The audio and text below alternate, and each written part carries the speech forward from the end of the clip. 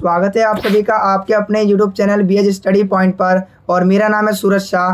तो आज की इस वीडियो में हम बात करने वाले हैं क्लास 12 की हिस्ट्री यानी इतिहास के चैप्टर 5 के बारे में, जिसका नाम है यात्रियों के नज़रिए। तो आपको चैप्टर के नाम से ही चैप्टर के बारे में थोड़ा बहुत जानकारी मिल गई होगी कि ये जो यात्री होते थे ये कौन होते थे। तो आप जानते हैं यात्री जो एक स्थान से दूसरे स्थान पर यात्रा करते थे उन्हें यात्री कहा जाता था।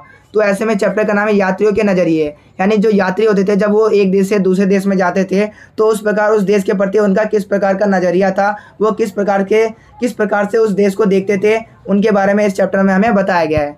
तो हम बात कर रहेंगे, हमारी पुस्तक का नाम है भारतीय इतिहास के कुछ विषय भाग 2। तो आप भारत के पॉइंट ऑफ व्यू से बात करेंगे कि भारत में कौन कौन से विदेशी यात्री आए और इन्होंने भारत को किस प्रकार से देखा, इनका भारत के प्रति नज़रिया किस प्रकार का था, इन्होंने अपने पुस्तक में किस प्रकार भारत के बारे में लिखा, वर्णन किया। तो इन्हीं यात्रियों में से सबसे पहले हम बात करेंगे अल बैरूनी के बारे में। मैं आप सभी को बता दूं इस चैप्टर में हम 3 यात्रियों के बारे में डिस्कस करेंगे, जिसमें से पहले आएंगे अल बैरूनी, जो कि 11वीं शताब्दी में भारत आए थे और इन्होंने भारत के प्रति किस प्रकार का अपना नज़रिया रखा, इसके बारे में हमें इस चैप्टर में पढ़ना है। तो ये पार्ट 1 की वीडियो है और एग्जाम में इससे बाहर कुछ भी नहीं पूछा जाएगा। तो वीडियो का एंड तक जरूर देखिए, क्योंकि हर एक से आपसे एक नंबर में और 5 नंबर में पूछे जाते हैं। तो सबसे पहले मैं आपको कुछ बताना चाहूँगा। तो आप यहाँ पर देख सकते हैं जो आप सभी चैप्टर को एक दूसरे से जोड़ते पढ़िए, तभी आपको ये सारी चीज़ें समझ में आएंगी, तभी आपको ये इतिहास समझ में आएगा। तो आपने जो फर्स्ट चैप्टर था जिसमें आपने पढ़ा था कि जिसमें आपने हड़प्पा सभ्यता के बारे में पढ़ा था, जिसका जो टाइम पीरियड था वो 2600 BC से लेकर 1900 BC तक का था। फिर आपने सेकंड चैप्टर, थर्ड चैप्टर और फोर्थ चैप्टर में पढ़ा, जिसका जो टाइम पीरियड था वो 600 BC से लेकर 600 AD था। तो आपने पढ़ा था सेकंड चैप्टर में राजा, किसान और वर्ग वाले चैप्टर में कि आपने देखा था कि 600 BC से लेकर 600 AD तक के बीच में कई राजाओं का उदय हुआ। बहुत से वंशों के बारे में हमने पढ़ा, मौर्य वंश के बारे में, सम्राट अशोक के बारे में, इन सभी के बारे में हमने पढ़ा। फिर जो तीसरा चैप्टर है जिसका नाम, और जिसमें आपने वर्ण व्यवस्था के बारे में पढ़ा था, जो कि 600 BC से लेकर 600 AD के बीच में ये वर्ण व्यवस्था थी। फिर आपने चौथा चैप्टर में जैन धर्म और बौद्ध धर्म के बारे में पढ़ा, जिसका जो टाइम पीरियड था वो भी 600 BC से लेकर 600 AD तक का था, जो कि आपके फर्स्ट बुक के चैप्टर थे। तो जो आपकी सेकेंड बुक है जिसमें हम पढ़ेंगे 500 AD से लेकर 1700 AD के बीच में, यानी कि हम कह सकते हैं 5वीं शताब्दी से लेकर 17वीं शताब्दी तक का जो काल है वो इस चैप्टर में हमें पढ़ना आएगा कि इस काल के बीच में भारत में क्या क्या परिवर्तन हुए। क्योंकि हम बुक का नाम ही हमारा भारतीय इतिहास के कुछ विषय, तो ये सेकंड बुक में हम इसी के बारे में बात करेंगे कि 5वीं शताब्दी से लेकर जो 17वीं शताब्दी तक का जो काल था उसमें भारत में कौन कौन से परिवर्तन आए, उनके बारे में हमें डिस्कस करना है। तो मैंने आपको बता रखा है कि हमें 5वीं शताब्दी से लेकर 7वीं शताब्दी तक के काल को पढ़ना है, जिसमें मैंने आपको बताया कि 7वीं से लेकर जो 10वीं शताब्दी तक का जो काल था उसमें छोटे छोटे राजवंशों का उदय हुआ। जो ये चैप्टर है यात्रियों के नज़रिए, इसमें हम पढ़ेंगे 11वीं शताब्दी से लेकर 17वीं शताब्दी के बीच में, क्योंकि इन्हीं के बीच में ये जो 3 यात्री थे इनका उदय होता है। 3 यात्री भारत में आते हैं, कौन कौन से, उन सभी के बारे में हमें डिस्कस करना है। तो आप यहाँ पर देख सकते हैं कि भारत में आने वाले जो यात्री थे, मैंने आपको बताया था कि 11वीं सदी से लेकर जो 17वीं सदी में भारत में यात्रियों का आगमन शुरू होता है। तो 11वीं सदी में जो सबसे पहले यात्री थे जिनका नाम था अल बैरूनी, ये जो अल बैरूनी थे ये आए थे भारत में। इनका जो जन्म हुआ था वो 1973 में हुआ था, उज्बेकिस्तान के ख्वारिज़म नामक स्थान पर। आप इनके फोटो भी यहाँ पर देख सकते हैं। फिर जो दूसरे यात्री थे जो कि 14वीं शताब्दी में आए थे भारत में, जिन्होंने भारत के बारे में अपना जो ब्यौरा दिया वो काफ़ी ज़्यादा अच्छा था, ठीक है। इन्होंने बताया इब्न बतूता इनका नाम था, जो कि 14वीं शताब्दी में भारत आए थे। ये मोरक्को से आए थे, मोरक्को जो कि अफ्रीका में है। इनके फोटो भी आप यहाँ पर देख सकते हैं। जो तीसरे यात्री थे जिनका नाम था फ्रांसवा बर्नियर, ये जो फ्रांसवा बर्नियर थे ये 17वीं शताब्दी में भारत आए थे और ये फ्रांस से थे। तो आई होप आपको इतना समझ में आ गया होगा। तो इन्हीं तीनों के बारे में हमें एक एक करके इन सभी के बारे में हमें पढ़ना है। तो सबसे पहले आपके दिमाग में यही सवाल उठ रहा होगा कि ये यात्रा क्यों करते थे, लोग यात्रा आखिर क्यों करते थे, इनका यात्रा करने का उद्देश्य क्या होता था। तो आपको पता होना चाहिए लोग यात्रा क्यों करेंगे। काम की तलाश में, साहस की भावना से प्रेरित होगा, किसी को ट्रैवलिंग करने का शौक होता है तो वो ट्रैवलिंग करता है। प्राकृतिक आपदाओं से बचाव के लिए, कहीं पर मान लो कोई आपदा आ गई तो इस प्रकार जो लोग होते हैं वो एक जगह से दूसरी जगह यात्रा करते हैं, पलायन करते हैं। व्यापार के लिए, आप जानते हैं जो व्यापारी होते हैं उनका काम ही होता है व्यापार करना, तो इसके लिए उन्हें यात्रा करनी ही पड़ती हैगी। और तीर्थयात्री के रूप में भी यहाँ पर लोग यात्राएं करते थे। तो आई होप आपको समझ में आ गया होगा। तो मैंने आपको बता रखा है इस चैप्टर में हम 3 यात्रियों के बारे में पढ़ेंगे। तो सबसे पहले यात्री है अल बैरूनी, बाकी जो 2 यात्री थे उनको हम आने वाली वीडियो में डिस्कस करेंगे।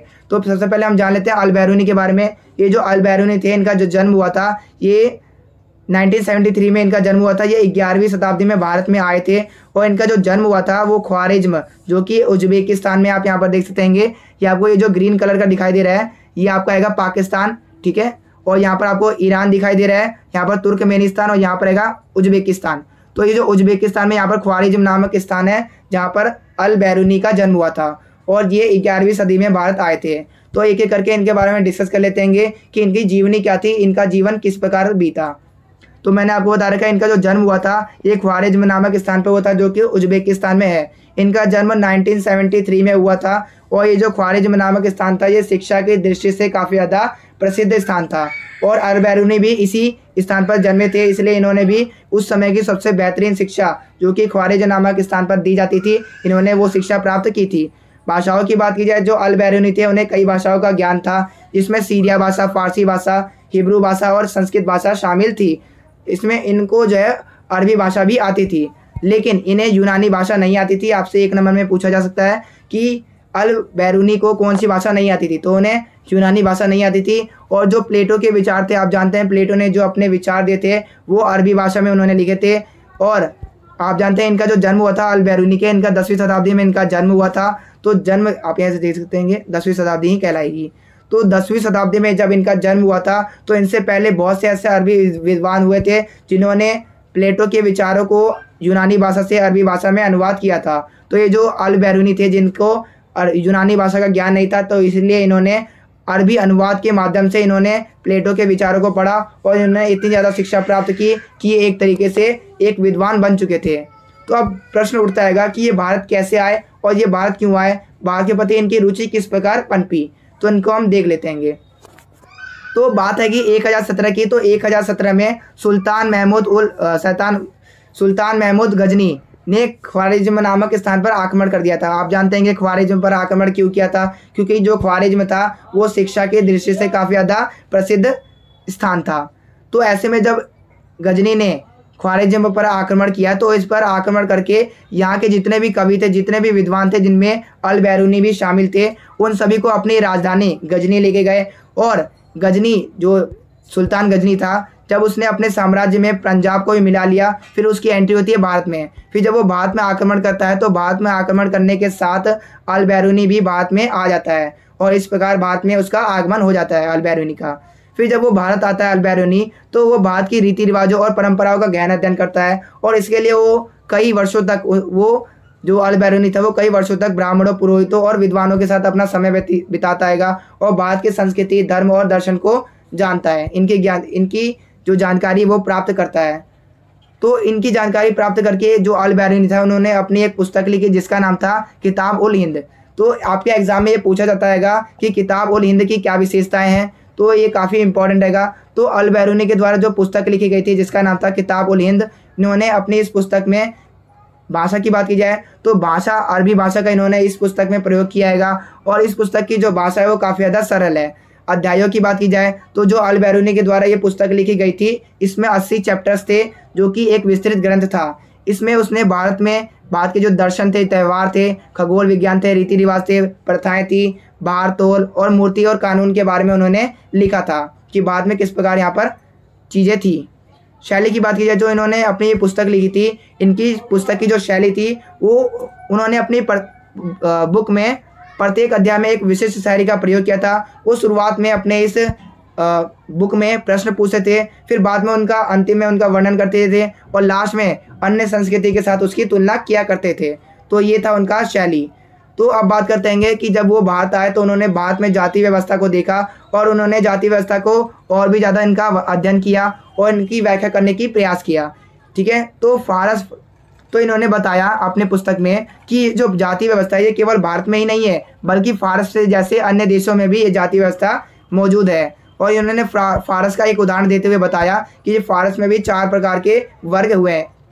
जैसे कि आप जानते हैं भारत में उस समय 4 वर्ण व्यवस्था थी जिसमें ब्राह्मण, क्षत्रिय, वैश्य और शूद्र यहाँ पर शामिल थे भारत में। तो इन्होंने फारस का उदाहरण देते हुए बताया कि केवल भारत में ही वर्ण व्यवस्था नहीं है बल्कि फारस में भी वर्ण व्यवस्था शामिल थी। तो पहले स्तर पे आते थे घुड़सवार और शासक वर्ग। आप जानते हैं घुड़सवार, जिसे घुड़सवार जो कि घोड़े पर सवार होकर युद्ध के लिए एक सेना थे। फिर दूसरे नंबर पे आते हैं भिक्षु और पुरोहित वर्ग। फिर आते थे तीसरे नंबर पे आते थे आपके चिकित्सक और वैज्ञानिक और खगोल शास्त्री। और जो लास्ट वर्ग था उसमें आते थे किसान और शिल्पकार वर्ग। तो आई होप आपको इतना समझ में आ गया होगा।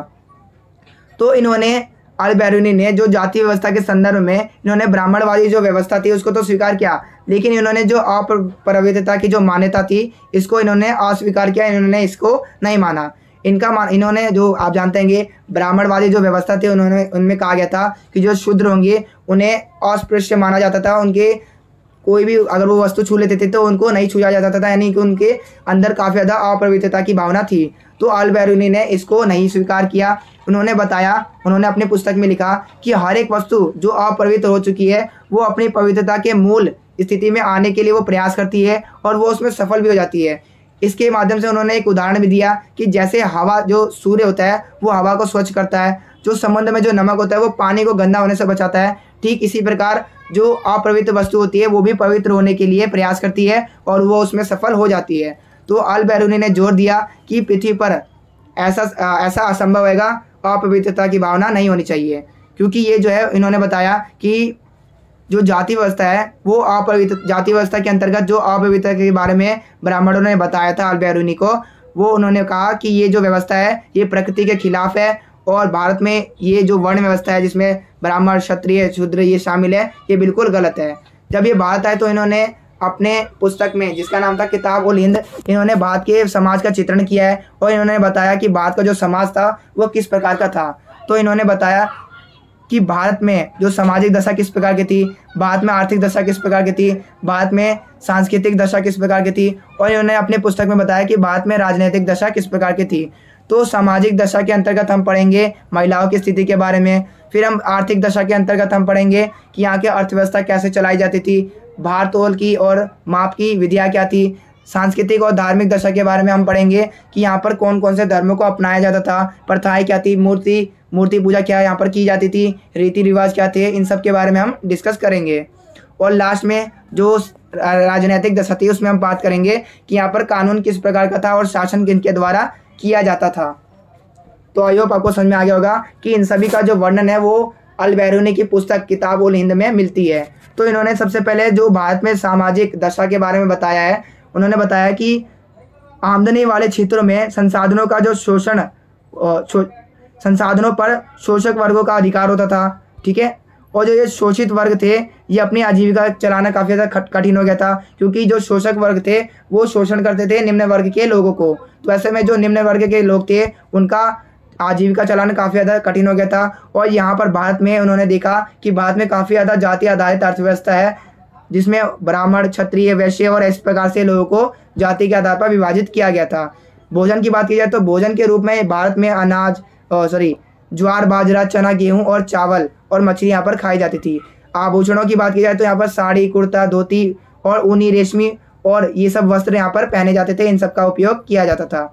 बात की जाए महिलाओं की स्थिति के बारे में तो यहाँ पर जो महिला थी उनको पूरी तरह से सम्मान नहीं दिया जाता था। उन्हें जो उनका जो जीवन था वो बिल्कुल कष्टदायक और दुखमय था। और तो जो कन्या की जो है काफ़ी ज़्यादा कन्या के जो जन्म होता था उनको अपशगुन माना जाता था और बाल विवाह जैसी यहाँ पर प्रथा भी विद्यमान थी। तो आई होप आपको इसके बारे में समझ में आ गया होगा। फिर उन्होंने भारत की आर्थिक स्थिति के बारे में बताया। ये सभी आपके एग्जामिनेशन पॉइंट ऑफ व्यू से काफ़ी इंपॉर्टेंट हैगा। आपके एग्जाम में ये पूछा जा सकता है कि अल-बेरूनी के द्वारा भारतीय समाज की आर्थिक व्यवस्था का चित्रण कीजिए। तो आपको ये सारी चीज़ें लिखनी है, नोट डाउन करते जाइए। तो इन्होंने बताया आर्थिक स्थिति के बारे में कि जो भारत था ये काफ़ी ज़्यादा संपन्न था। यहाँ पर खनिज भी काफ़ी अच्छी मात्रा में उपलब्ध थे। यहाँ पर जो मंदिर थे, यहाँ पर जो मठ थे ये बिल्कुल सोने से, चांदी से भरे हुए थे। यहाँ पर अनाज की भी कमी नहीं थी, यहाँ पर अनाज भी काफ़ी अधिक उत्पादन होता था। भोजन के रूप में मैंने आपको बता दिया गेहूँ, चावल, मछली, ज्वार, बाजरा यहाँ पर उगाया जाता था। पहनावा में भी आपको मैंने बता ही दिया है, यहाँ पर साड़ी, कुर्ता, सूती वस्त्र इन सब का पहनावा किया जाता था। और इसके बाद भी जो राजा था और जो सामंत जो लोग थे उनका जो जीवन था वो काफ़ी ज़्यादा विलासपूर्ण था, बिल्कुल ऐशो आराम वाला था। लेकिन जो सामान्य लोग थे उनका जो जीवन था वो काफ़ी कष्टदायक था। और जो किसान थे और यहाँ पर कृषि और पशुपालन किया जाता था और नहरों के द्वारा और तालाबों के द्वारा खेती की सिंचाई की जाती थी। तो इन्होंने आर्थिक स्थिति का इस प्रकार चित्रण किया है। राजनीतिक स्थिति के बारे में इन्होंने बताया कि जो भारत था वो छोटे छोटे प्रांतों में, छोटे छोटे राज्यों में बटा हुआ था और छोटे छोटे प्रांतों में राष्ट्रीय एकता की भावना यहाँ पर काफ़ी ज़्यादा कम थी। यहाँ पर जो लोग थे वो एक दूसरे की, यहाँ पर एक राष्ट्रीय भावना काफ़ी ज़्यादा कम थी, जिसकी वजह से जो भारत था वो काफ़ी छोटे छोटे टुकड़ों में बटा हुआ था। यहाँ पर जो राजनीतिक स्थिति थी वो बिल्कुल शोचनीय थी और सामंती और जमींदार प्रथा जो है यहाँ पर प्रचलित थी। राजा जो होते थे वो सामंतों को भूमि देते थे और उसके बदले में वहाँ से वो लगान और सेवाएं प्राप्त करते थे। जो राजा था वो निरंकुश था, ठीक है, और प्रजा पर वो शोषण किया करता था। जो राजा का जो पद होता था वो पैतृक होता था, यानी कि राजा के बाद राजा, फिर राजा के बाद राजा, फिर राजा के बाद राजा, ऐसा वहाँ पर प्रथा चलाई गई थी।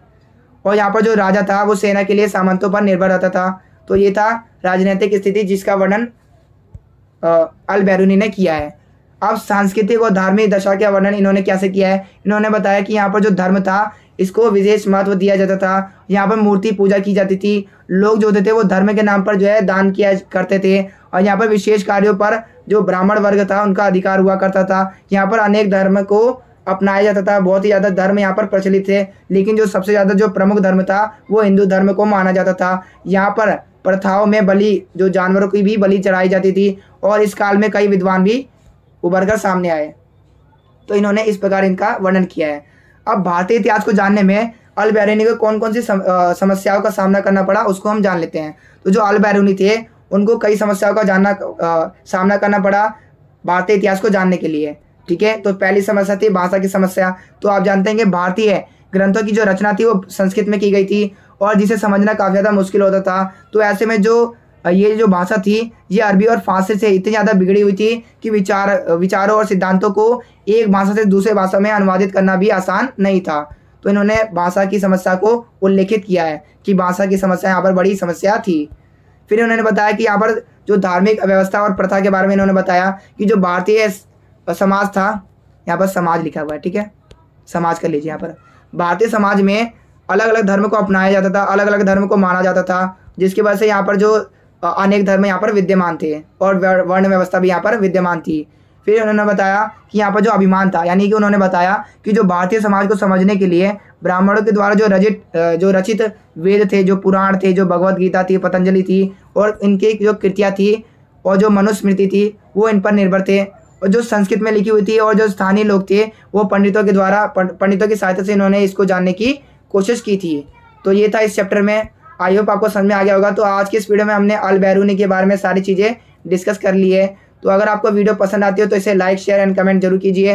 वीडियो पर चैनल पर नए आए हैं तो इसे जल्दी से सब्सक्राइब कर दीजिए ताकि आपको ऐसी वीडियोस और भी मिलते रहे। Thanks for watching this video.